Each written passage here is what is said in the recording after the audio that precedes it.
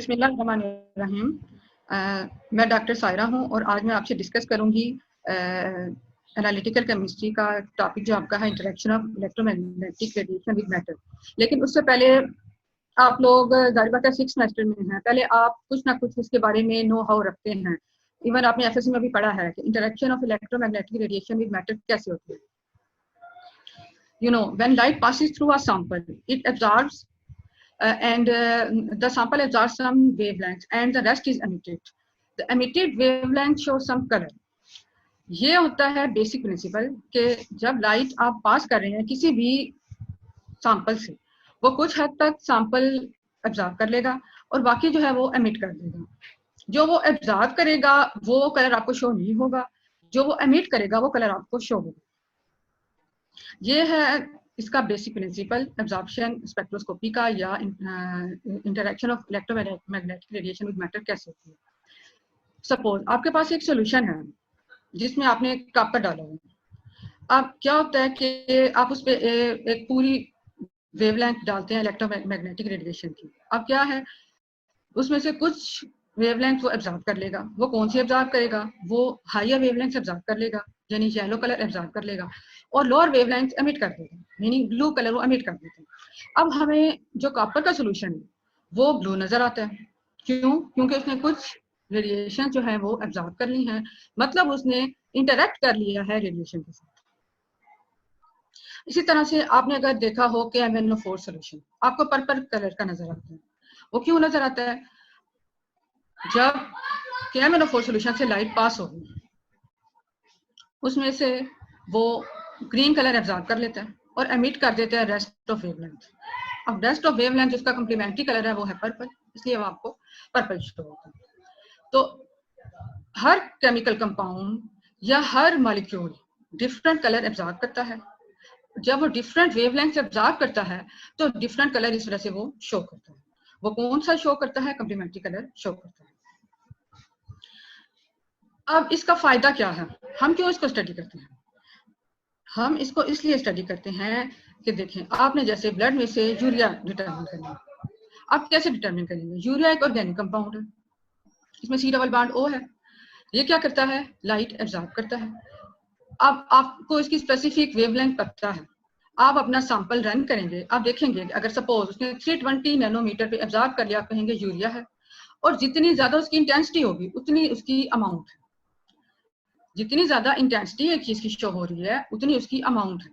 यानी spectroscopy qualitative technique भी है, वो आपको बताती है कौन सा कंपाउंड है, किस वेवलेंथ पे एब्जॉर्बेंस हो रही है और कितनी एब्जॉर्प्शन हो रही है, कितनी इंटेंसिटी है।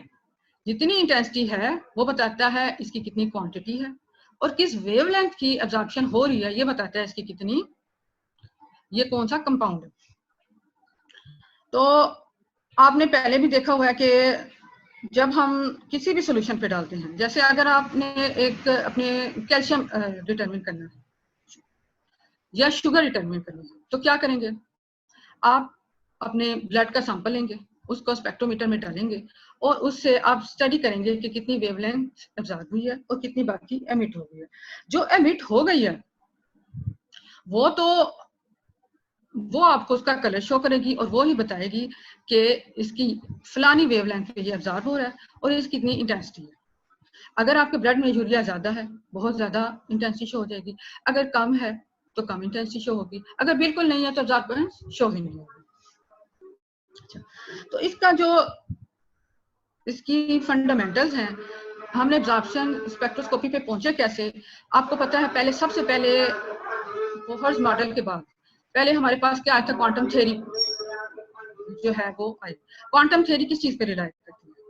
क्वांटम थ्योरी भी आपके पास रिलाय करती है इलेक्ट्रोमैग्नेटिक रेडिएशन का interaction with matter. Atomic structure को कैसे इंटरेक्ट होता है रेडिएशन के साथ, ये जो है ये क्वांटम की बेसिस है। तो उसके लिए हम थोड़े से रिलेशनशिप्स देखते हैं वेवलेंथ का, फ्रीक्वेंसी का और वेव नंबर का, जो हमें बताता है वेवलेंथ क्या होती है। अब किसी भी रेडिएशन की वेवलेंथ को कैसे डिफाइन करते हैं? हम ये कहते हैं साइकिल, एक कंप्लीट साइकिल जो है ना वो क्या है, उसका डिस्टेंस जो है वो क्या कहलाता है? वेवलेंथ। इसी तरह से फ्रीक्वेंसी क्या है? फ्रीक्वेंसी क्या है, नंबर ऑफ साइकिल्स कितने पास हुए पर यूनिट टाइम, वो क्या होगी, उसकी फ्रीक्वेंसी होगी। इसी तरह से एक शो किया गया है वेव नंबर। अब वेव नंबर क्या होता है? वेव नंबर क्या होता है? वेव नंबर रेसिप्रोकल है वेवलेंथ का, यानी अगर हमारे पास वेवलेंथ इक्वल है c ओवर म्यू के, यानी वेलोसिटी ओवर फ्रीक्वेंसी के, तो हमारे पास वेव नंबर किसके इक्वल होगा? फ्रीक्वेंसी ओवर वेलोसिटी के। इसी तरह से अगर हम एनर्जी निकालना चाहें, एनर्जी कितनी एब्जॉर्ब हुई, तो वो हम कैसे निकालते हैं? एच म्यू से।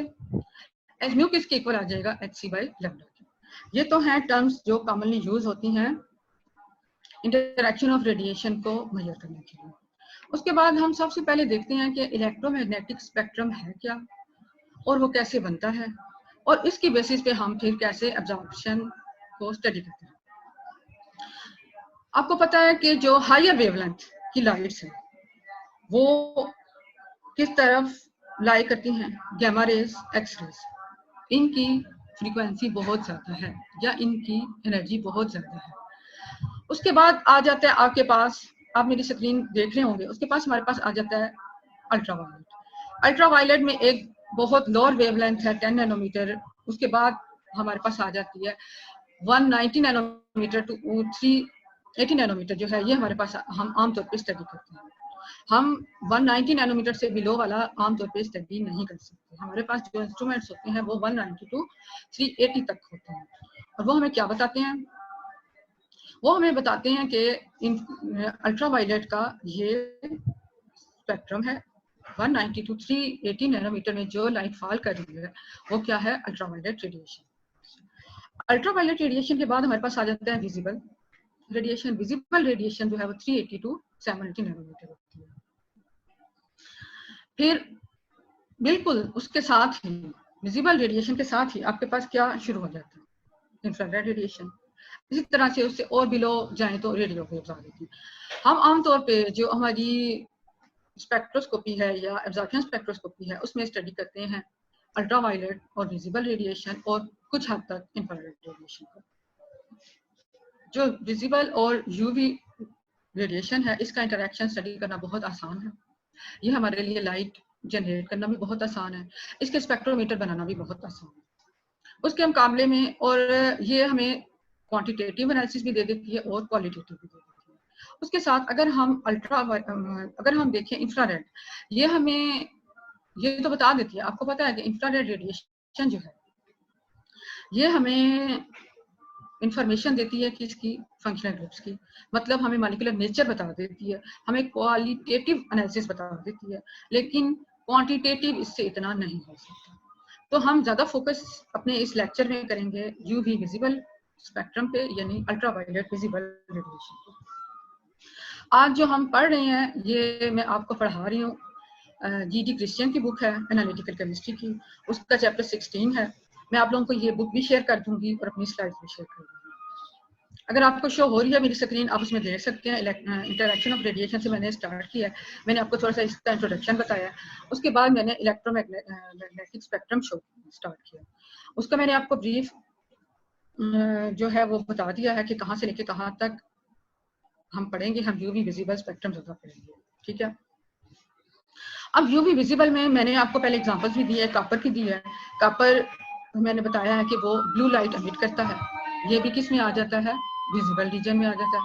इसी तरह से मैंने आपको बताया है क्या, मैंने फोर्थ सोल्यूशन का, पोटेशियम परमैंगनेट सोल्यूशन का, वो भी 540 नैनोमीटर का एमिट करता है, मतलब ये भी विजिबल रीजन में आता है। इसके मुकाबले में अगर हम देखें कुछ ऑर्गेनिक कंपाउंड्स, वो किस में हमें शो करते हैं? ज्यादातर हमें शो करते हैं यूवी विजिबल, जैसा कि पैरानाइट्रोफिनोल है, ये आपको 320 नैनोमीटर पे जो है एब्जॉर्बेंस शो करता है। लेकिन ये एब्जॉर्बेंस आती क्यों है, आपको कलर शो क्यों होता है? इसकी बेसिक जो प्रिंसिपल है वो ये है कि मैटर कैसे एब्जॉर्ब करता है लाइट। आप देख रहे होंगे ये है एक डायग्राम जो शो कर रही है डिफरेंट वाइब्रेशंस को। ये इसका ग्राउंड लेवल है एक मॉलिक्यूल का। इलेक्ट्रॉन जो है वो ग्राउंड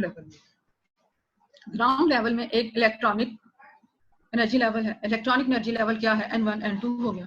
अच्छा, अब एक इलेक्ट्रॉनिक एनर्जी लेवल जो है वो मजीद डिवाइड हुआ होता है वाइब्रेशनल एनर्जी लेवल्स में और रोटेशनल एनर्जी लेवल्स में। अब अगर एक लाइट एब्जॉर्ब की और वो N1 से N2 चली गई, लोअर एनर्जी लेवल से हाई एनर्जी लेवल में। अब क्या होता है कि जरूरी नहीं कि वो एक इलेक्ट्रॉनिक एनर्जी लेवल से दूसरे तक जाए, ये भी हो सकता है कि वो एक ही इलेक्ट्रॉनिक एनर्जी लेवल में रोटेशनल या वाइब्रेशनल वाइब्रेशन शो। लेकिन आमतौर पे क्योंकि यूवी विजिबल रेडिएशन जो है वो काफी बड़ी वेवलेंथ है, इस वजह से आमतौर पे उनमें क्या होता है कि जो ट्रांजिशंस होती हैं वो एक एनर्जी लेवल से यानी एक इलेक्ट्रॉनिक एनर्जी लेवल से दूसरे तक इजीली हो जाती है। तो ओवरऑल जो हमारे पास स्पेक्ट्रम आता है वो इन तीनों का मिक्सचर होता है। एक एनर्जी इलेक्ट्रॉनिक एनर्जी लेवल से दूसरे इलेक्ट्रॉनिक एनर्जी लेवल तक गया, दूसरा उसमें कितनी वाइब्रेशनल एनर्जी लेवल्स में ट्रांजिशन हुई, तीसरा उसमें कितनी रोटेशनल ट्रांजिशन हुई। ये सारा मिलके हमें बताते हैं कि इसका स्पेक्ट्रम कैसा आएगा, ये कौन सी वेवलेंथ एब्जॉर्ब करेंगे। ठीक है, रोटेशनल ट्रांजिशन मैंने आपको बता दी, वाइब्रेशनल भी बता दी और इलेक्ट्रॉनिक ट्रांजिशन। अब ओवरऑल जब हम इसका स्पेक्ट्रम देखेंगे तो अगर तो सिर्फ एक लाइन एमिट हुई होती, सिर्फ एक इलेक्ट्रॉनिक एनर्जी लेवल से दूसरे में क्या होता, तो फिर तो ये था हमें बहुत फाइन स्ट्रक्चर मिलता। अब क्योंकि वाइब्रेशनल एनर्जी लेवल के दरमियान भी थोड़ी सी ट्रांजिशन हो गई, रोटेशनल के दरमियान भी हो गई, तो हमारे पास ओवरऑल जो स्पेक्ट्रम आता है वो इतना फाइन नहीं होता। ठीक है, ओवरऑल हमें एक पिक्चर मिल जाती है लेकिन वो बहुत फाइन नहीं होता। चलें, ये तो होगी ना इलेक्ट्रॉनिक ट्रांजिशन। फिर हम देखते हैं कि अगर एक मॉलिक्यूल एब्जॉर्ब करता है रेडिएशन तो उसमें होता क्या है। जब एक मॉलिक्यूल एब्जॉर्ब करेगा लाइट को, वो लोअर एनर्जी लेवल में है, ग्राउंड स्टेट में है, तो क्या होगा, लाइट एब्जॉर्ब करके उसका इलेक्ट्रॉन जो है वो जंप कर जाएगा हाई एनर्जी लेवल की तरफ। जब हाई एनर्जी लेवल की तरफ जाएगा, जैसा कि आप इसमें देख रहे हैं, पहले ये लोअर एनर्जी लेवल पे था, ये जंप करके हायर की तरफ चला गया। जब ये हायर पे गया तो हायर एनर्जी लेवल में ये एक्साइटेड स्टेट है, उसमें ये ज्यादा देर स्टेबल नहीं होते। तो क्या होता है, जब ये स्टेबल नहीं होते थोड़ी देर उधर रुकेंगे टिकेंगे और फिर वापस आ जाएंगे। जब वो वापस आएंगे अपनी ओरिजिनल स्टेट पे यानी ग्राउंड लेवल पे, तो इस दौरान वो क्या करेंगे, एनर्जी एमिट करेंगे। जो एनर्जी एमिट हो रही है या जो लाइट एमिट हो रही है वो क्या है, वो हमें इसका कलर बता रही है या वो हमें बता रही है कि इतनी वेवलेंथ की लाइट जो है अब्जॉर्ब होगी और बाकी ये वाली लाइट बची। अच्छा, तो इससे हमें पता क्या चलता है, हमें पता चलता है कि इसका केमिकल नेचर क्या थी। जैसा कि मैंने आपको पहले भी बताया कि KMnO4 जो है वो 540 पे अब्जॉर्ब करती है, जबकि कॉपर जो है वो 320 पे अब्जॉर्ब करता है। अब आप देख लेंगे कि अगर 540 पे अब्जॉर्बेंस हो रही है, आप कहेंगे ये स्पेसिफिक, हर मॉलिक्यूल के लिए स्पेसिफिक है एक लाइट की अब्जॉर्बेंस, उसके लिए एक लैम्डा मैक्स होती है। लैम्डा मैक्स का मतलब ये है कि इस वेवलेंथ पे वो मैक्सिमम एब्जॉर्ब करता है। अब KMnO4 के लिए या पोटेशियम परमैंगनेट के लिए हम क्या कहते हैं, लैम्डा मैक्स क्या है, 540 नैनोमीटर। और जो कि आपके पास है कॉपर, उसके लिए आपके पास कितनी है एब्जॉर्बेंस, 300 नैनोमीटर है। इसी तरह से टार्टेरिक एसिड अगर रिएक्ट करे बीटा नेप्थोल के साथ, उसका स्पेक्ट्रम तकरीबन ऐसा होता है, आप देख रहे हैं। ठीक है, ये दो एब्जॉर्बेंस शो कर रहे हैं क्योंकि इसमें दो फंक्शनल ग्रुप्स आ जाएंगे, एक एसिडिक ग्रुप आ जाएगा और दूसरा जो है वो OH का ग्रुप आ जाएगा। अब जो एसिडिक ग्रुप है वो हायर वेवलेंथ पे एब्जॉर्ब कर रहा है और जो OH है वो लोअर पे एब्जॉर्ब कर रहा है। ठीक है, तो इससे हमें पता चल जाएगा कि ये कंपाउंड ये वाला है। आमतौर पे हम क्या करते हैं, हमारे पास रेफरेंस लाइब्रेरीज मौजूद है। नेशनल इंस्टीट्यूट एक है, उसने बनाई हुई है रेफरेंस लाइब्रेरीज, वो हमें स्टैंडर्ड वैल्यूज दे देता है कि इस हमारे पास सपोज अगर 540 नैनोमीटर पे एब्जॉर्बेंस चाहिए, हमें नहीं पता ये कंपाउंड कौन सा है, हम कैसे उसे डिटेक्ट करेंगे, हम सर्च करेंगे, देखेंगे कि इसकी रेफरेंस की वैल्यू कितनी है। रेफरेंस की वैल्यू हम देखा कि रेफरेंस हमने देखा कि जो पोटेशियम परमैंगनेट है वो 540 पे एब्जॉर्बेंस देता है, तो हम कहेंगे ये पोटेशियम परमैंगनेट है।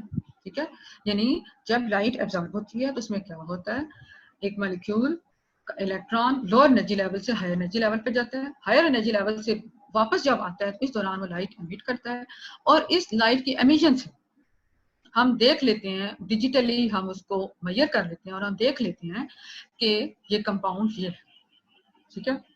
अब आप इसमें देख रहे हैं 2-3 उन्होंने स्पेक्ट्रा बना के दिखाया हुआ है, वही जो मैंने आपको दिखाया है कि बीटा नेफ्थोल अगर टार्टेरिक एसिड के साथ रिएक्ट करता है तो ये कंपाउंड बन जाता है, और इसमें ये 2 वेवलेंथ शो होती है। अच्छा, अब इलेक्ट्रॉनिक स्पेक्ट्रा हमें मॉलिक्यूलर स्ट्रक्चर कैसे बताता है, इसको थोड़ा सा हम डिटेल में देखते हैं। आपके ख्याल में कैसे बता सकते हैं? जारी बात है, जब एक मॉलिक्यूल एब्जॉर्ब करेगा लाइट तो उसमें डिफरेंट ट्रांजिशंस होंगी, जैसा कि मैंने आपको पहले बताया, इसमें डिफरेंट ट्रांजिशंस होंगी। ट्रांजिशंस कौन सी होंगी? या तो ट्रांजिशन होगी एक इलेक्ट्रॉनिक एनर्जी लेवल से दूसरे इलेक्ट्रॉनिक एनर्जी लेवल पे, या उसकी एक वाइब्रेशनल से दूसरे में, या उसकी एक रोटेशनल एनर्जी लेवल से दूसरे रोटेशनल एनर्जी लेवल में। तो ये सब ओवरऑल मिल के ट्रांजिशंस हमें बताएंगी कि मॉलिक्यूल कौन सा है और इसकी क्वांटिटी कितनी है, ये हमें बताएगी उसकी इंटेंसिटी। आमतौर पे एक मॉलिक्यूल में कितनी तरह के इलेक्ट्रॉन्स होते हैं? एक मॉलिक्यूल में हम देखते हैं कि कोई तो क्लोज शेल इलेक्ट्रॉन्स हैं, आप देख सकते हैं क्लोज शेल इलेक्ट्रॉन्स कौन से हैं? जो बॉन्डिंग में इन्वॉल्व नहीं होती। आपको पता है ना, एक एटम है, एक एटम अगर हम देखें उसके जो इनर शेल्स इलेक्ट्रॉन्स हैं वो बॉन्डिंग में हिस्सा नहीं लेते, इसको हम कह देते हैं क्लोज शेल इलेक्ट्रॉन्स। जो आउटर मोस्ट शेल्स में इलेक्ट्रॉन्स होते हैं वो बॉन्डिंग में हिस्सा लेते हैं। दूसरी तरह के कौन से हैं जो बॉन्डिंग में हिस्सा लेते हैं? वो कौन से हैं? जो सिंगल बॉन्ड बनाते हैं। अब जो सिंगल बॉन्ड बना रहे हैं वो उसको हम क्या कहते हैं? Sigma bonds. आपको पता है ना, जो सिंगल बॉन्ड बनाते हैं वो कौन से होते हैं? Sigma bonds. एक हो गए क्लोज शेल्स जो बॉन्डिंग में हिस्सा ही नहीं ले रहे, दूसरी तरह के इलेक्ट्रॉन्स हो गए जो कोवैलेंट बॉन्ड बना रहे हैं, यानी कि सिग्मा इलेक्ट्रॉन्स। अब क्लोज शेल को हमने वैसे ही निकाल दिया क्योंकि इनकी तो एनर्जी इतनी हाई है कि ये तो बॉन्डिंग में हिस्सा नहीं ले रहे, बहुत नीचे है, इनको एक्साइट करने के लिए बहुत ज्यादा एनर्जी देनी पड़ेगी। तो ये हमारे स्पेक्ट्रम के बियॉन्ड है, इसको हम यूज नहीं करते, ये यूवी विजिबल में नहीं आएगा, सिवाय एक्स-रेज के। अब यूवी विजिबल में हम तवज्जो करते हैं सिंगल बॉन्ड्स पे, यानी सिग्मा बॉन्ड्स में। सिग्मा बॉन्ड्स में जो इलेक्ट्रॉन्स हैं उनको हम सिग्मा इलेक्ट्रॉन्स कह देंगे। अच्छा, सिग्मा इलेक्ट्रॉन्स की भी एनर्जी इवन ज्यादा होती है, टाइटली बाउंड होते हैं, इसलिए उनकी एनर्जी ज्यादा है, उनको एक्साइट करने के लिए हमें ज्यादा एनर्जी देनी पड़ेगी। जब हम ज्यादा एनर्जी देंगे तो जारी बात है हमारा जो यूवी विजिबल स्पेक्ट्रम है वो आमतौर पे किससे शुरू हो रहा है? 190 टू 780 नैनोमीटर तक। इसमें इतनी सफिशिएंट एनर्जी नहीं होती कि हम सिग्मा बॉन्ड्स को छेड़ सकें, तो आमतौर पे आम हालात सिग्मा बॉन्ड्स भी हिस्सा नहीं लेते हमारे यूवी विजिबल स्पेक्ट्रम में। उसके बाद हमारे पास तीसरी तरह के बॉन्ड आ जाते हैं जो कि पाई इलेक्ट्रॉन्स आपने सुने हैं, जब डबल बॉन्ड्स बनते हैं। डबल बॉन्ड्स आपने देखे हैं। अब उसमें डबल बॉन्ड्स कैसे बनते हैं? आपके पास पेयर्ड इलेक्ट्रॉन्स हो जाते हैं, या तो नॉन बॉन्डिंग आउटर इलेक्ट्रॉन्स के, जैसे कि ऑक्सीजन में है। ऑक्सीजन में एक नॉन बॉन्डिंग इलेक्ट्रॉन का पेयर होता है जिसको हम कह देते हैं लोन पेयर, यही होता है ना। अब ये क्या बनाते हैं? पाई पाई इलेक्ट्रॉन्स, या जैसे सी डबल बॉन्ड सी है, इसमें क्या है? पाई बॉन्ड बन रहा है। सी डबल बॉन्ड सी आप समझते हैं ना, इसमें आपके पास एक पाई बॉन्ड बन रहा है। अब आमतौर पे जो ज्यादा एक्साइटेशन होती है या जो ज्यादा इन्वॉल्व है आपकी यूवी विजिबल स्पेक्ट्रम में, वो है पाई टू पाई ट्रांजिशन, यानी पाई इलेक्ट्रॉन्स की ट्रांजिशन एक पाई से पाई स्टार की तरफ।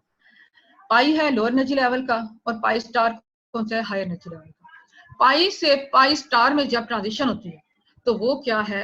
आमतौर पे हमारे पास बनता है यूवी विजिबल स्पेक्ट्रम। इसके अलावा चौथी तरह के भी हमारे पास होते हैं। ये कौन से हैं? चौथी तरह के इलेक्ट्रॉन्स भी हमारे पास होते हैं जो कि लोन पेयर्स हैं। तीसरी तरह के हमारे पास कौन से थे? जो डबल बॉन्ड बन रहे हैं, जैसा कि सी डबल बॉन्ड सी। और चौथी तरह के कौन से हैं? जो लोन पेयर्स हैं। ठीक है, अच्छा, अब इनको हम क्या कह देते हैं? जो लोन पेयर्स होते हैं, जो बॉन्डिंग में हिस्सा नहीं ले रहे लेकिन ऐसे मौजूद हैं, उनको हम क्या कह देते हैं? उनको हम एन इलेक्ट्रॉन्स कह देते हैं। तो आमतौर पे जो ट्रांजिशन होती है वो पाई टू पाई स्टार होती है या एन टू पाई स्टार होती है। जो लोन पेयर्स हैं वो भी हिस्सा ले सकते हैं, या जो डबल बॉन्ड्स हैं उनका जो पाई बॉन्ड है वो भी हिस्सा ले सकता है। तो जो ट्रांजिशन होती है वो पाई टू पाई स्टार होती है या एन टू पाई स्टार होती है। हमारे पास ट्रांजिशन किस तरह की होती है, पाई टू पाई स्टार। आम जो ट्रांजिशन है वो पाई टू पाई स्टार है, ये बहुत कॉमन है, बहुत इजीली हर मॉलिक्यूल में हो जाती है जिसमें भी डबल बॉन्ड हो। अब जो एन टू पाई स्टार है ये थोड़ी मुश्किल है, इसमें थोड़ा सा क्योंकि गैप ज्यादा है, सिग्मा की निस्बत कम है, लेकिन एन टू पाई स्टार अभी भी बॉन्ड जो डिस्टेंस है वो ज्यादा है।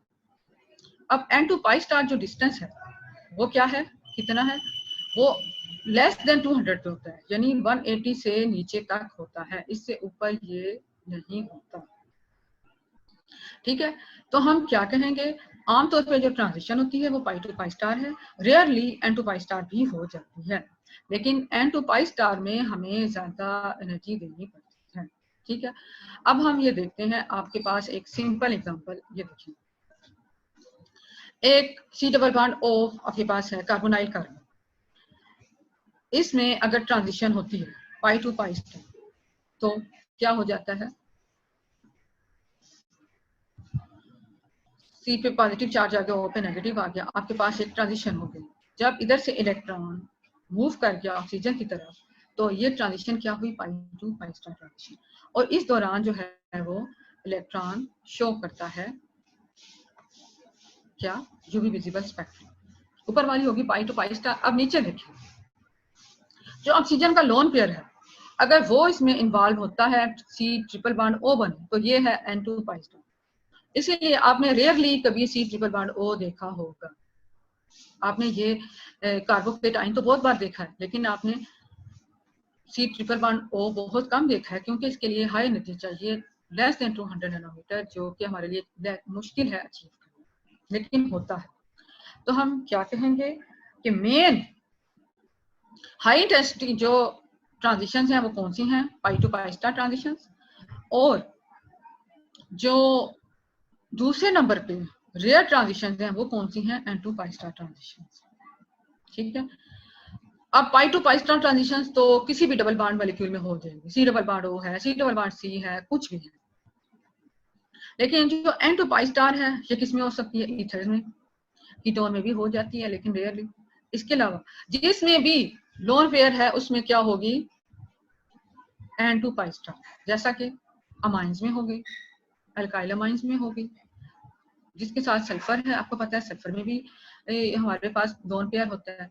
तो ये चीजें हमारे पास क्या आती हैं, ट्रांजिशन हम क्या कहते हैं, हमारे पास कितनी तरह की होती है, दो तरह की होती है। एक होती है पाई टू पाई स्टार, वो किस में होती है, पाई टू पाई स्टार हमारे पास होती है जब हमारे पास कंटिन्यूटी सिस्टम्स हैं, मतलब डबल बॉन्ड्स हैं। और एन टू पाई स्टार में जरूरी नहीं हमारे पास डबल बॉन्ड हो, लेकिन हमारे लिए ये जरूरी है कि हमारे पास एक लोन पेयर ऑफ इलेक्ट्रॉन्स हो। लोन पेयर ऑफ इलेक्ट्रॉन्स क्या शो करते हैं, n to pi star transitions, और डबल बॉन्ड्स क्या शो करते हैं, pi to pi star transitions.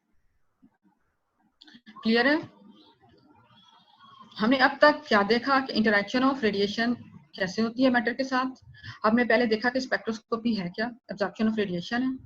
फिर हमने देखा कि एब्जॉर्प्शन होती कैसे है। हमने पहले एक रिलेशनशिप देखा आपकी वेवलेंथ का, एनर्जी का, वेलोसिटी का और वेव नंबर का। फिर हमने देखा कि इलेक्ट्रोमैग्नेटिक स्पेक्ट्रम है क्या, उसकी मैंने आपको थोड़ी सी डिस्ट्रीब्यूशन बताई। फिर हमने देखा कि एटम्स एब्जॉर्ब कैसे करते हैं, मैंने आपको बताया इसमें डिफरेंट ट्रांजिशंस होती हैं, पाई टू पाई स्टार या n to pi star transitions. अच्छा, तो ये ट्रांजिशंस होती कैसे हैं, ये ट्रांजिशंस हमारे पास होती हैं अगर आपके पास स्पेसिफिक ग्रुप है, जैसा कि मैंने आपको बताया सी डबल बॉन्ड सी है, डबल बॉन्ड है, ये आपके पास एक फंक्शनल ग्रुप है, या ट्रिपल बॉन्ड है, ये आपके पास एक फंक्शनल ग्रुप है। इसी तरह से अगर आपके पास आर एस है या आर एन एच है, मतलब आपके पास एक लोन पेयर वाला एटम अटैच्ड है, तो ये क्या चीज है, ये n to pi star transition show करेगा। लेकिन इस फंक्शनल ग्रुप को या इस मॉलिक्यूल को, मॉलिक्यूल का पार्ट जो ये लाइट एब्जॉर्ब करता है, उसको हम क्या कहते हैं, क्रोमोफोर। एक मॉलिक्यूल है जैसा कि फिनोल ही है, पैरानाइट्रोफिनोल है, इसमें क्या होगा, एक चीज, एक स्पेसिफिक ग्रुप है जो एब्जॉर्ब करेगा लाइट, जैसा कि नाइट्रो ग्रुप है। अब जैसा कि हमने देखा कीटोन में कार्बोनाइल कार्बन है फंक्शनल ग्रुप, अल्कीन में जो सी डबल बॉन्ड सी है, अल्कीन पार्ट है, सी डबल बॉन्ड सी, ये आपका फंक्शनल ग्रुप है। तो जो फंक्शनल ग्रुप है या जो चीज लाइट एब्जॉर्ब करती है उसको हम क्या कहते हैं? क्रोमोफोर। क्रोमोफोर क्या चीज है? वो ग्रुप एक मॉलिक्यूल का जो लाइट एब्जॉर्ब करता है। क्रोमोफोर क्या है? आपको स्क्रीन पे शो हो रहा है। मैंने जो इंपॉर्टेंट चीजें हैं वो हाईलाइट कर दी हूँ, स्लाइड्स भी बनाई हैं, वो भी मैं आपको शेयर करूंगी, लेकिन मेरे ख्याल में ये ज्यादा सही है कि हम बुक से डायरेक्ट पढ़ें। दो स्क्रीन मेरे पास ओपन नहीं हो रही थी, इसलिए मैंने बुक ही ओपन कर ली। अच्छा, तो क्रोमोफोर हर मॉलिक्यूल का वो पार्ट है जो कि लाइट एब्जॉर्ब करता है। लाइट एब्जॉर्ब करके वो एक स्पेक्ट्रम शो करेगा। अच्छा, अब पूरे मॉलिक्यूल को हम क्या कहेंगे? क्रोमोजिन, और उसका वो पार्ट जो लाइट एब्जॉर्ब करता है उसको हम क्या कह देते हैं? क्रोमोफोर। अब मैंने जैसे आपको बताया पैरा नाइट्रोफिनोल है, नाइट्रो ग्रुप इसमें क्रोमोफोर है। अब जो OH ग्रुप लगा हो ये भी इसमें थोड़ा बहुत पार्ट प्ले कर सकता है। तो जो चीज खुद लाइट एब्जॉर्ब नहीं करती लेकिन एक ऐसे ग्रुप के साथ अटैच हो जो लाइट एब्जॉर्ब करता है, तो उस चीज को हम क्या कहते हैं? Auxochrome. Chromophore light absorbing group है, और उसके साथ कोई ऐसा ग्रुप लगा हो, जैसे OH ग्रुप लगा हो, जैसे NH ग्रुप लगा हो, जो कि अपने लोन पेयर इलेक्ट्रॉन दे सकते हैं, बॉन्डिंग में इन्वॉल्व हो सकती हैं। आपको पता है कि इसमें कॉन्जुगेशन हो जाती है, रेजोनेंस हो जाती है। जब रेजोनेंस हो जाती है, वो चीज जो रेजोनेंस के जरिए आ सके उसको हम क्या कहते हैं? ऑक्सोक्रोम। ऑक्सोक्रोम। क्रोमोफोर वो स्पीशी है जो लाइट एब्जॉर्ब करती है, जो एक मॉलिक्यूल का वो पार्ट जो लाइट एब्जॉर्ब करता है उसको हम क्या कहते हैं? क्रोमोफोर। और वो पार्ट जो लाइट खुद तो इतना एब्जॉर्ब नहीं करता लेकिन एक क्रोमोफोर के साथ अटैच किया हुआ हो तो उसको वो हाईलाइट कर देता है, उसके इफेक्ट को बढ़ा देता है, तो उस चीज को हम क्या कहते हैं? ऑक्सोक्रोम।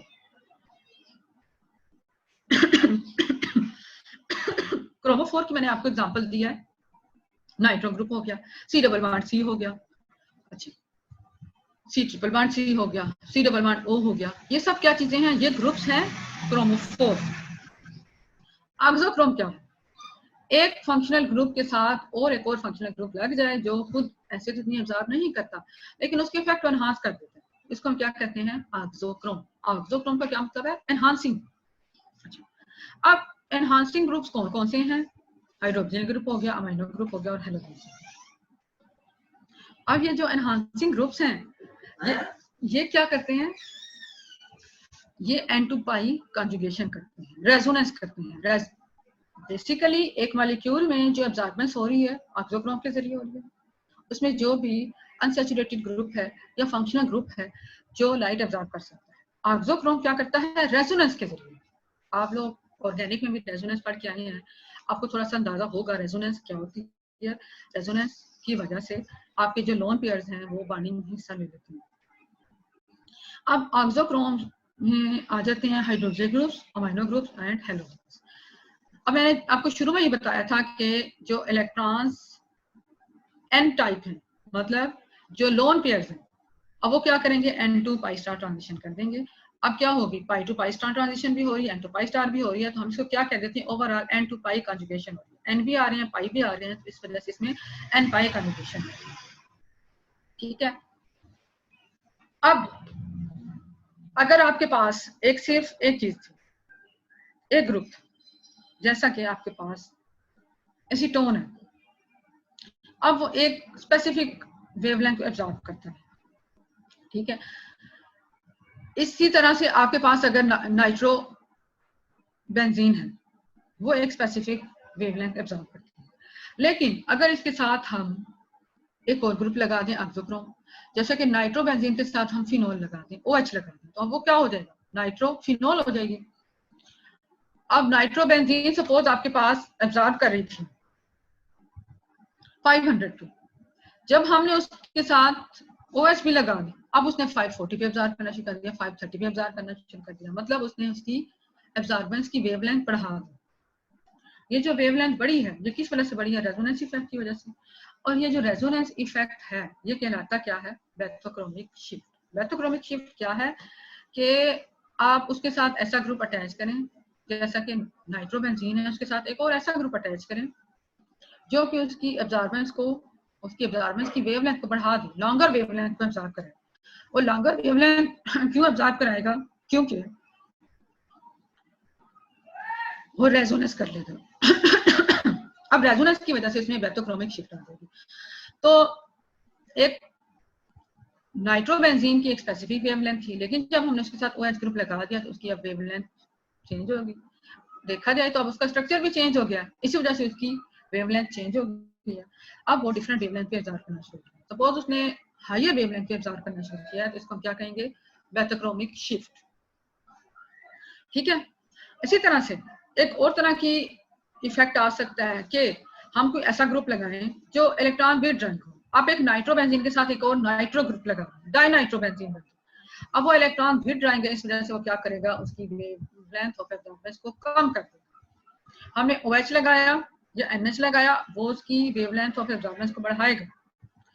जब वो वेवलेंथ ऑफ एब्जॉर्बेंस को बढ़ाएगा तो उसको हम क्या कहेंगे? बेंथोक्रोमिक शिफ्ट। लेकिन उसके कॉन्ट्रेरी, उसके ऑपोजिट इफेक्ट क्या है?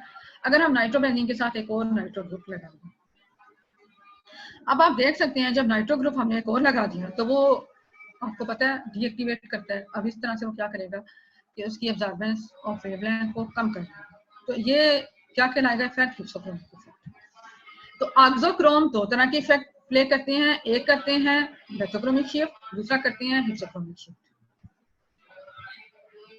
बेंथोक्रोमिक शिफ्ट क्या है? जब वेवलेंथ लॉन्गर की तरफ शिफ्ट हो जाए तो ये क्या होगी? बेंथोक्रोमिक शिफ्ट। लेकिन अगर शॉर्टर की तरफ शिफ्ट हो जाए तो इसको हम कहेंगे हिप्सोक्रोमिक शिफ्ट। ठीक है। अब आमतौर पे क्या होता है? अगर एक फंक्शनल ग्रुप है, जैसा कि हमारे पास एसीटोन है या ब्यूटानोन है, दोनों में एक ही फंक्शनल ग्रुप है ना, तो इनमें जो C डबल बॉन्ड O है सिर्फ वो एब्जॉर्ब कर रहा है, वो सिर्फ वो एब्जॉर्ब कर रहा है, तो वो एक ही वेवलेंथ पे एब्जॉर्ब करेगा, एसीटोन भी और ब्यूटानोन। अच्छा, इससे हमें पता क्या चलेगा कि इसमें एक कार्बोनाइल कार्बन है। इसके मुकाबले में अगर हम देखें इथाइल थायोसाइनाइड, ठीक है, ये एक मॉलिक्यूल है। अच्छा, इसके साथ अगर हम डाइथाइल आइसोसाइनाइड लगा दें, अब इसमें क्या हुआ है? आइसोसाइनाइड डबल हो गया। अब इथाइल आइसोसाइनाइड जो था, ये देखिए CH3CH2CNS, आप लोग अपने पास एक नोटबुक लेके बैठ जाया करें और फार्मूले नोट कर लें, या इससे बुक अपनी इस पे जो है वो शो कर लें। अच्छा, अब क्या है कि इथाइल आइसोसाइनाइड जो है ये एब्जॉर्ब करता है 245 नैनोमीटर पे, ठीक है, और उसकी जो एब्जॉर्बिविटी है, जो एक्सटेंट है, कितनी उसकी इंटेंसिटी है, वो 800 है। वो एब्जॉर्ब करता है 249 नैनोमीटर पे, लेकिन उसकी जो इंटेंसिटी है वो कम है। अगर हम इसी मॉलिक्यूल को डबल करें, उसके साथ आइसोसाइनाइड को डबल कर दें, अब क्या होगा? उसमें बेंथोक्रोमिक इफेक्ट आएगा, वो 245 से 247 नैनोमीटर पे एब्जॉर्ब करने लग जाएगा और उसकी इंटेंसिटी बहुत ज्यादा हो जाएगी, 2000 नैनोमीटर तक हो जाएगी। अच्छा, तो हमने इसमें अब क्या डिस्कस किया कि मैटर कैसे एब्जॉर्ब करता है, इलेक्ट्रॉनिक ट्रांजिशंस होती हैं, इलेक्ट्रॉनिक ट्रांजिशंस कैसे होती हैं, इसमें जो इलेक्ट्रॉन्स हैं किस तरह से एक्साइट होते हैं और इस तरह से वो डिफरेंट वेवलेंथ को एब्जॉर्ब करते हैं। ठीक है, और उसमें क्रोमोफोर क्या है? वो ग्रुप जो एब्जॉर्ब करता है लाइट, उसको हम कहते हैं क्रोमोफोर। उसके साथ एक ऑक्सोक्रोम क्या है? वो स्पीशीज जो उसके इफेक्ट को एनहांस करती है। ठीक है, अब आप देख सकते हैं डिफरेंट क्रोमोफोर्स और उनकी लैम्डा मैक्स क्या है, ये लिटरेचर में गिवन है, और कितनी आमतौर पे उनकी एब्जॉर्बिविटी होती है, मैक्सिमम एब्जॉर्प्शन होती है। अगर आप देखें अमाइन, इसकी लैम्डा मैक्स 195 है और इसकी एब्जॉर्बिविटी 2800। इसी तरह से ethylene C double bond C, इसकी लैम्डा मैक्स क्या है? 190 है और इसकी एब्जॉर्प्शन कैपेसिटी या एब्जॉर्प्शन की इंटेंसिटी, जिसको हम E मैक्स कहते हैं, ये क्या है? 8000। इस तरह से आप टेबल में देख सकते हैं एजो है, N डबल बॉन्ड N है, इसकी लैम्डा मैक्स क्या है? 285 to 400 है और इसकी एब्जॉर्बिविटी बहुत कम है। इस तरह से बेंजीन की आप देख सकते हैं कि लैम्डा मैक्स कितने पे वो एब्जॉर्ब करता है? वो एब्जॉर्ब करती है बेंजीन 184 पे। ठीक है, तो ये एक टेबल दिया हुआ है जो कि आपको शो कर रहा है कि कुछ रिप्रेजेंटेटिव क्रोमोफोर्स, कुछ खास किस्म के क्रोमोफोर्स आपको दिया हुआ है। सारे आपको याद करने की जरूरत नहीं, आप एक तो देख लें, आपको थोड़ा सा आइडिया हो जाए। ठीक है, अच्छा, फिर हम ये कहते हैं कि ये जो लिटरेचर में दिए हुए हैं, आपने अगर अपने कंपाउंड को देखना है, आपके पास एक अननोन कंपाउंड है, आप उसका डिटरमिन करते हैं। सपोज आपके पास उसकी वेवलेंथ ऑफ रेजोनेंस 184 आ रही है, आप कैसे डिटरमिन करेंगे ये कौन सा कंपाउंड है? आप जाएंगे स्पेक्ट्रल लाइब्रेरी में, देखेंगे जैसा कि इस टेबल में शो किया हुआ है, ये सब स्पेक्ट्रल लाइब्रेरी से लेके शो किया हुआ है। आप देखेंगे इस टेबल में 184 किसकी है? बेंजीन की। आप क्या देंगे कि ये बेंजीन, ठीक है। और फिर बेंजीन कितनी है, ये उसकी कंसंट्रेशन पे डिपेंड करेगा। कंसंट्रेशन जितनी ज्यादा होगी उतनी ज्यादा उसकी मैक्सिमम एब्जॉर्प्टिविटी आएगी, ठीक है। सपोज आपके पास आ जाती है लैम्डा मैक्स 375, आप कहेंगे ये एंथ्रासीन, आप देख रहे हैं एंथ्रासीन की मैक्सिमम एब्जॉर्प्टिविटी क्या है? 375। अच्छा, ठीक है। तो इस तरह से अगर आपने किसी भी अननोन कंपाउंड का डिटरमिन करना है कि ये क्या चीज है, उसका एनालिसिस करना है क्वालिटेटिव, आप क्या करेंगे? उसका स्पेक्ट्रम रन करेंगे, एक ब्लैंक रन करेंगे। ब्लैंक का मतलब ये है कि आप एक ऐसी चीज रन करें जो खुद स्पेक्ट्रम नहीं देता, और उसके साथ एक स्टैंडर्ड सॉल्यूशन, और साथ आपका अननोन। आपका अननोन कोई ना कोई वैल्यू देगा। 184 दे रहा, आप कहेंगे ये बेंजीन है। कैसे बेंजीन है? आपने देख लिया स्पेक्ट्रल लाइब्रेरी से, अपने टेबल से देख लिया। अगर वो 325 दे रहा है, आप कहेंगे ये एंथ्रासीन है। कैसे एंथ्रासीन है? आपने टेबल से देख लिया। अच्छा, अब अगर 1 मोल है एंथ्रासीन, उसकी एब्जॉर्प्टिविटी और आएगी। अगर 5 मोल है, उसकी एब्जॉर्प्टिविटी ज्यादा आएगी। इससे आपको पता चल जाएगा, 1 का आपने रन किया, 2 का किया, 3 का किया, आपको पता चल जाएगा कि ये वाला सॉल्यूशन ज्यादा कंसंट्रेटेड है, ये कम कंसंट्रेटेड है, ठीक है।